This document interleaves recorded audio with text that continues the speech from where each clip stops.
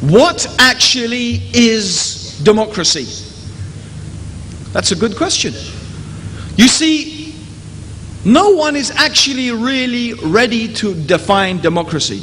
All they will tell us is, democracy is good, democracy is right. What is democracy? Well, there's lots of different versions of democracy. They don't really want to define it, because they know that every definition they give does not actually realistically describe the system of government that they call democracy that they are practicing. Abraham Lincoln described democracy as the government of the people, for the people, by the people. This is one famous definition of democracy. In fact, the actual word democracy itself means, in the original Greek, rule of the people. That's what it means. If we take the concept of democracy in its absolutely pure sense, its literal meaning, the rule of the people, for the people, by the people, and that's all we're doing right now. We don't pretend to get any more sophisticated. Let's just take that meaning and examine that meaning, because at least that's one we can start with. Then is this something compatible with Islam? Is it? I just told you what Islam is in its essence. Islam is submission to Allah. Islam means obeying Allah's Sharia. Islam means obeying Allah's law. Islam means that what is halal has been decided by Allah, and what is haram has been decided by Allah, and what Allah decides is halal, was halal in the time of the Prophet sallallahu alaihi wasallam, is halal today, and will be halal until the day of judgment. And what Allah made haram in the time of the Prophet sallallahu alaihi wasallam is haram today, and it's going to be haram until the day of judgment. We rule ourselves in our personal lives, and we should, as Muslims, be ruled in our public lives by the law of Allah. Therefore, one of the names of Allah is Ash-Sharri, the lawmaker, and He is Al-Hakim, the wise, and Al-Hakim, the judge, so that when we judge, we should judge according to what Allah has revealed. And as Allah mentions in the Quran, those who do not judge by what Allah has revealed, they are the disbelievers. And those people who do not judge by what Allah has revealed, they are the wrongdoers. And those who do not judge by what Allah has revealed, they are the evildoers and the oppressors. So therefore, how can the law and the sovereignty being with Allah be compatible with the law and the sovereignty being with the people? Since at its very fundamental level, democracy teaches that the people have the right to decide what is halal and what is haram. The people have the right to decide what we should do and what we shouldn't do. Therefore, the people have been made equal with Allah.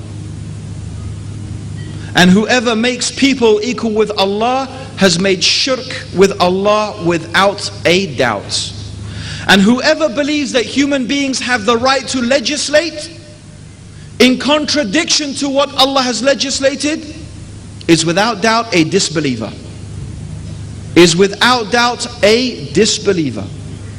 Whoever believes that the legislation of the human being is equal with Allah's legislation is without doubt a disbeliever.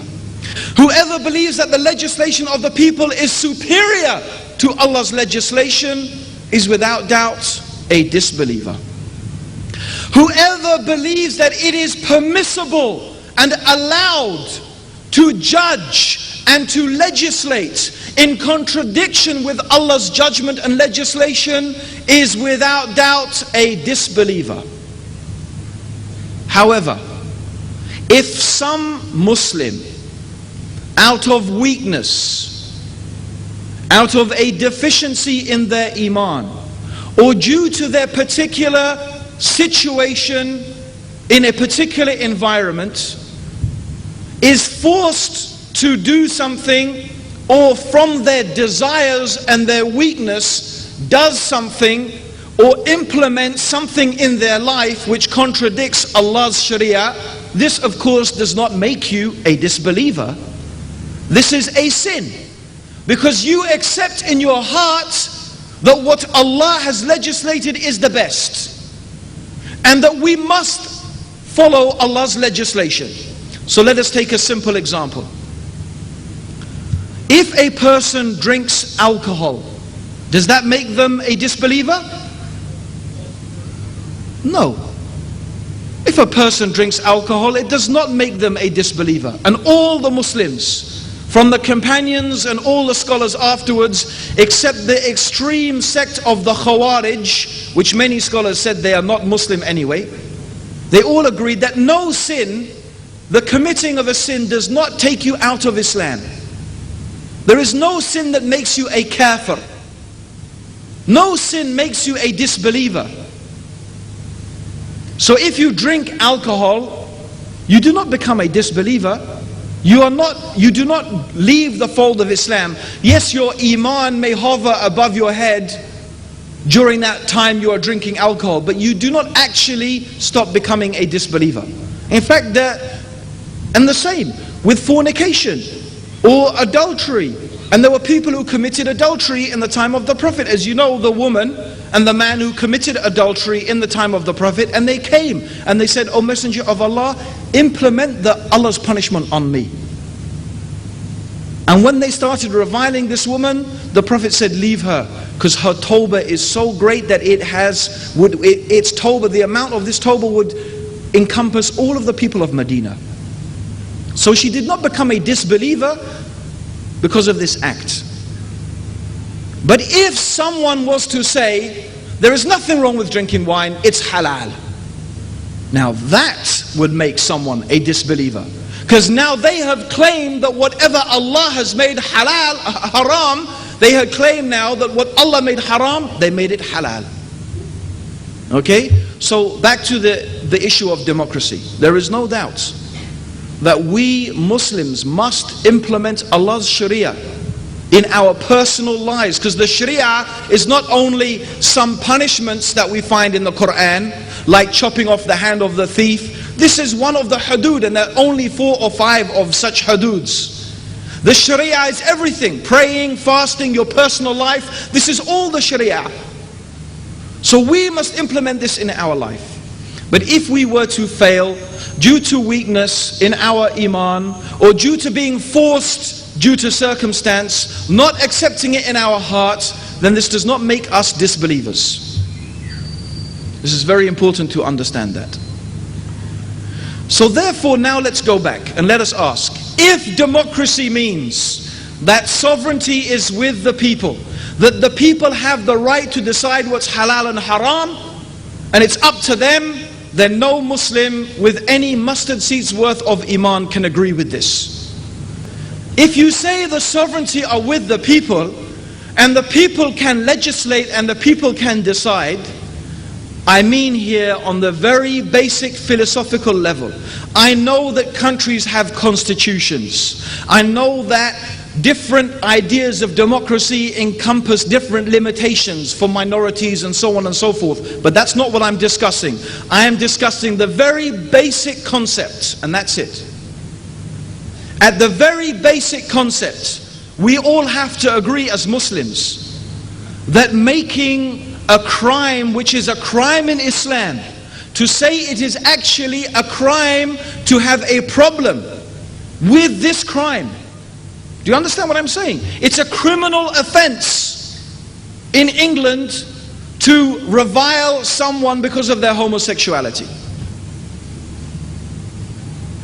So now it has been made a crime to hate the crime.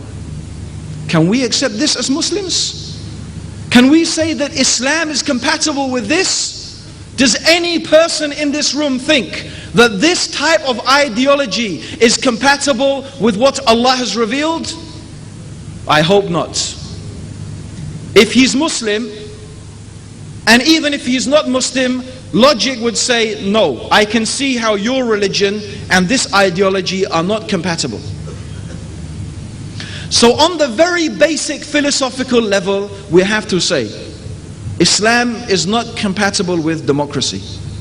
If we mean by democracy that people have the right to legislate and people have sovereignty.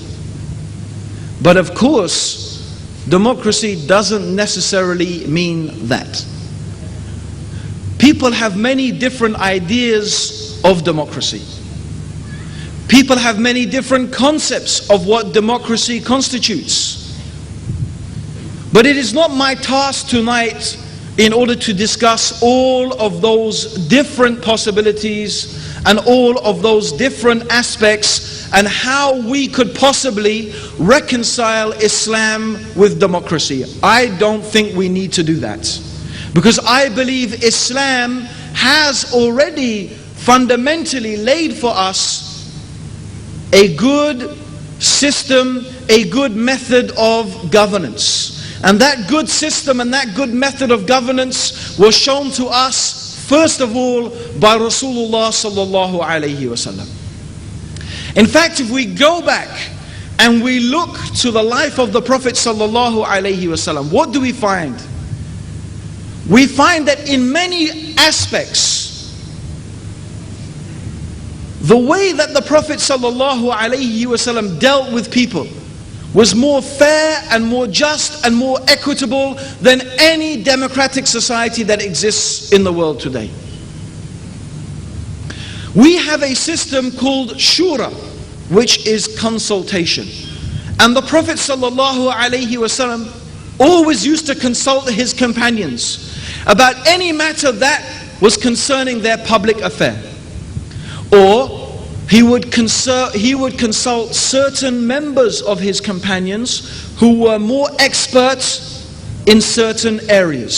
So not everybody would be consulted about every single thing, because not everybody is knowledgeable about every single thing. And in fact, this is common sense. I don't know about here in India, but in England, the government does not consult every single individual when it wants to look into some detailed scientific matter that is only understood by a few individuals. What do? They gather those individuals together and they question them about this matter, and then they say, we have consulted the experts and the experts tell us this, and now that becomes our policy. That makes sense. So we had this type of consultative, interactive process that was given to us by the Prophet Muhammad sallallahu alaihi wasallam, and that operated on all different levels of society. This is the way which the Muslim should conduct themselves, with justice, with understanding, with compassion. We should love for our brother what we love for ourselves. All of this means that we need to consult and discuss and share our knowledge amongst each other. But I don't like to call this democracy. I like to call it Islam. Why do we need to say Islam is democratic? For what reason? Because that's the time we're in. We feel we need to adjust our religion to fit this predominant culture and this predominant philosophy that seems to be dominating the world at the moment. But I don't think we need to do that. In fact, I really don't like it at all. I don't like it at all. And I often give an example like this.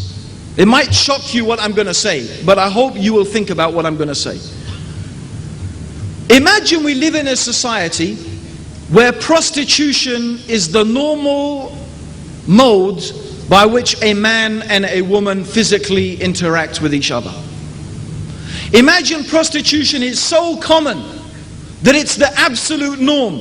And imagine these prostitutes, when you look at them, they all seem so happy and they seem to be enjoying such a prosperous life. In fact, it seems that this society generally is very prosperous. They're building amazing machines and they have great technology. And so you imagine that because they've got these machines and they've got this technology, prostitution must be a good system as well. You think it all comes together in one big package. So some unfortunate Muslim comes along and says, you know what? We've got prostitution in Islam as well. Yes, we do.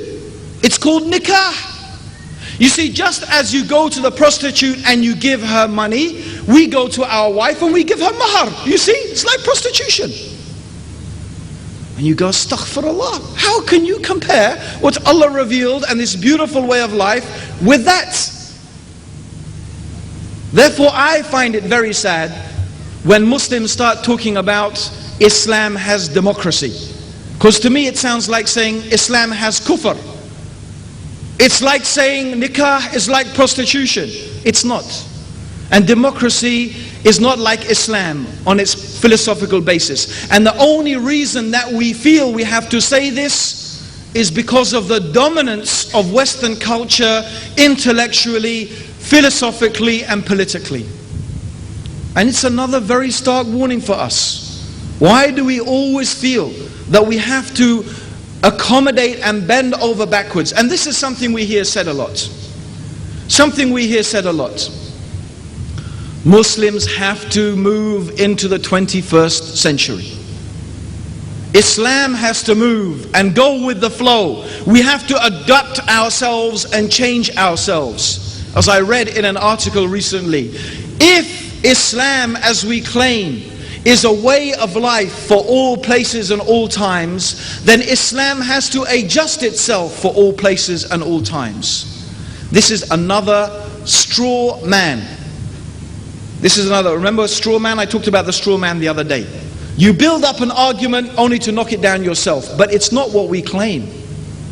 We claim that Allah expects us to worship Him and follow His religion to the best of our ability in every place and every time. That does not mean that Islam changes in order to make itself fit. That is not what it means. If modern society conflicts with our religion, you know what I say? Stuff modern society. Stuff it. I need to worship Allah subhanahu wa ta'ala. How long am I going to be here on this earth? A small amount of time. I don't say, and I'm not saying here, that there is a contradiction. There are many things in modern society that are perfectly compatible with Islam. And there are many things in modern society, actually, they came from Islam originally. And in fact, this is the amazing thing. When we actually study many of the qualities that we find existing in the Western world, when we look at the history, we find that these things already existed in the Islamic civilization.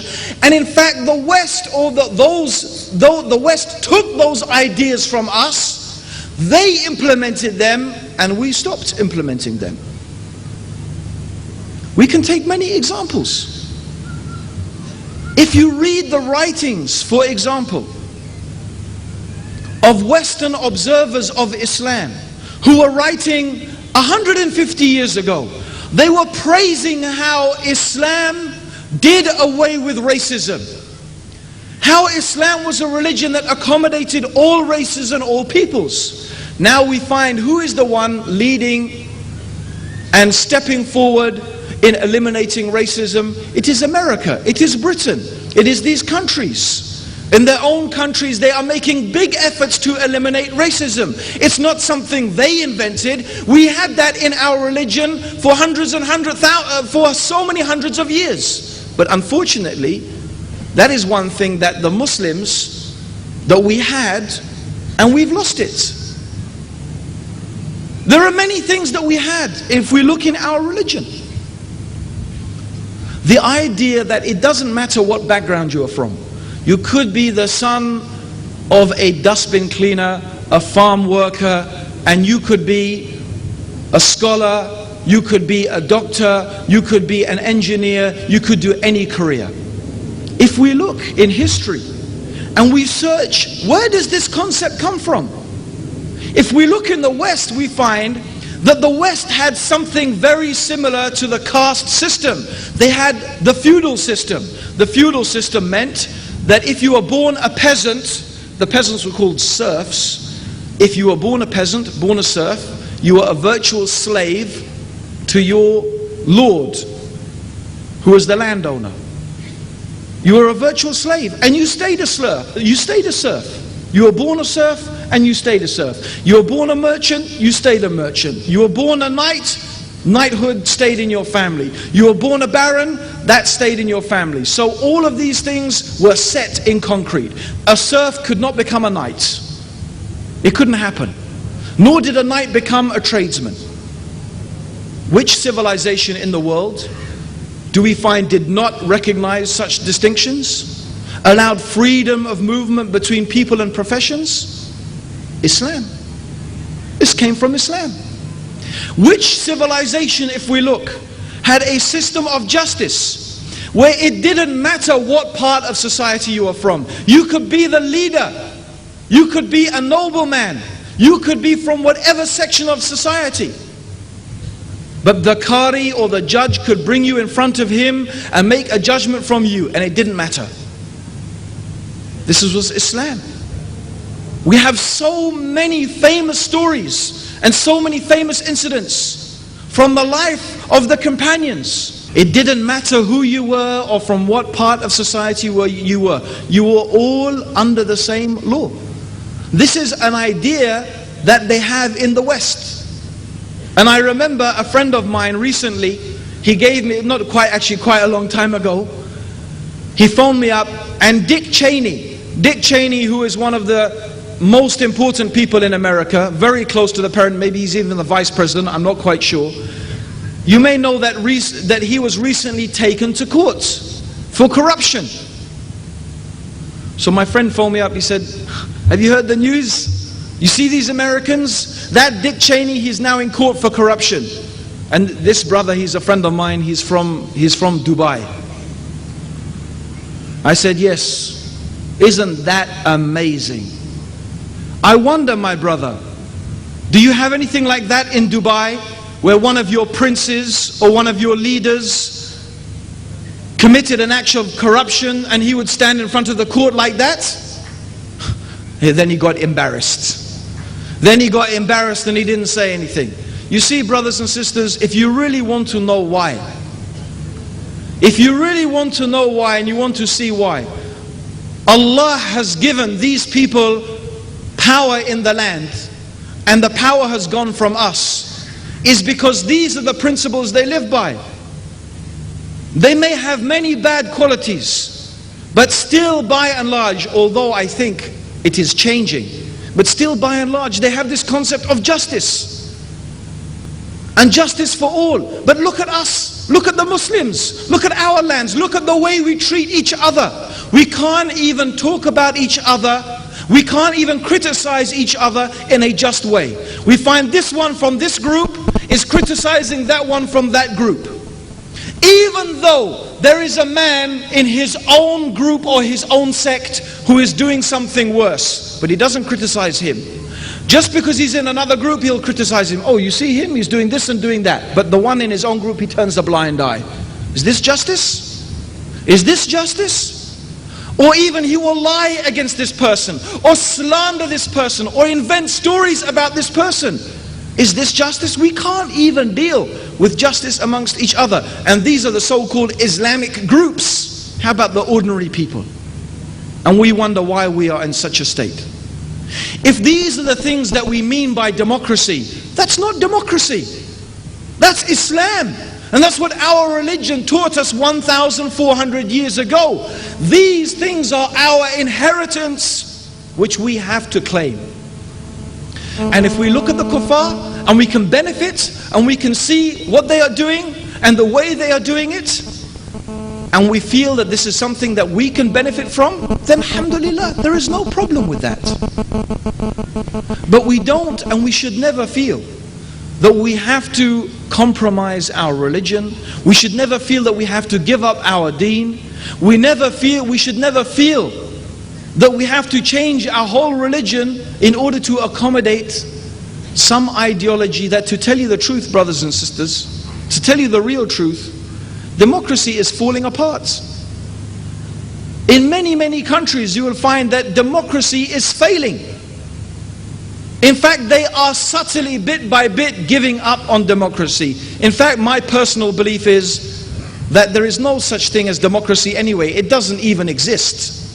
It doesn't even exist. What they have in the West, actually, in my opinion, is the illusion of democracy. It's the illusion of democracy. They make people think and believe that they have a choice, that they can influence things, but in reality, they can't change anything. The people who control the world are the same people who have always controlled the world. They are the big businesses, they are the multinational corporations, they are those few elite people who have the power and the money in their control, and the world runs according to the principles they want. They don't care whether you have girlfriends or boyfriends, whether you're a homosexual, whether you drink alcohol or take drugs. In fact, you know what? They're like that.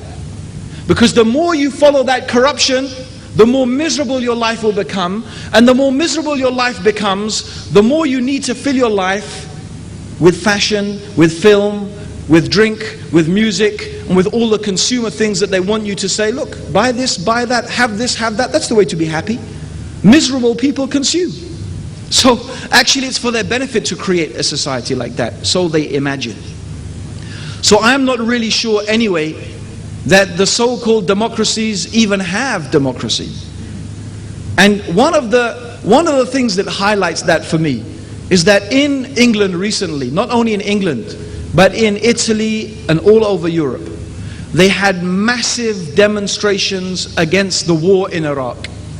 In England we had 2.5 million people gather together to protest this war. In Italy it was 5 or 6 million. This is the biggest demonstrations there have ever been in history in Europe that we know about. They found through polls that the majority, and in some cases the large majority of the population, opposed this action. But they still went ahead and fought the war. What happened to the rule of the people, for the people, by the people? What happened to the people deciding what we should do and what we shouldn't do? And so we find in many countries that is the case. We find in many countries that is the case. I don't know much about Indian politics, but I suspect that a very small minority actually decides what happens in this country. In America, George Bush was not even democratically elected. He was appointed by the Supreme Court. In fact, he was in the process of losing the election. He was in the process of losing it, and they stopped the count, as it's very famous, what happened in Florida. And in fact, they manipulated the vote so that George Bush should win. What sort of democracy is this? So this is what we really find. That, as the famous saying goes, democracy is hypocrisy.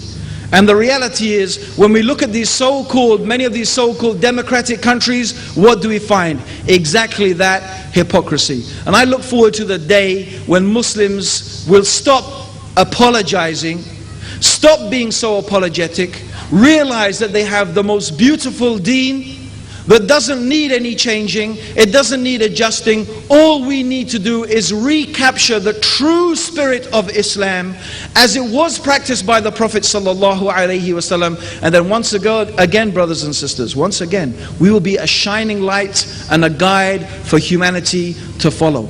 But this is going to happen.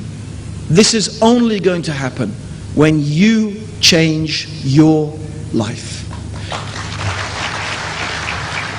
When you and me, brothers and sisters, when we implement Allah's law in our life, when we implement Allah's Sharia in our life, when we obey Allah, when we display the characteristics of gentleness and kindness and love and compassion and justice, yet at the same time firmness upon obedience to Allah, we will see that when we have established the Islamic State in our hearts, Allah will establish the Islamic State on the earth. Allahumma salli ala Muhammadin wa ala alihi wa sahbihi wa sallam.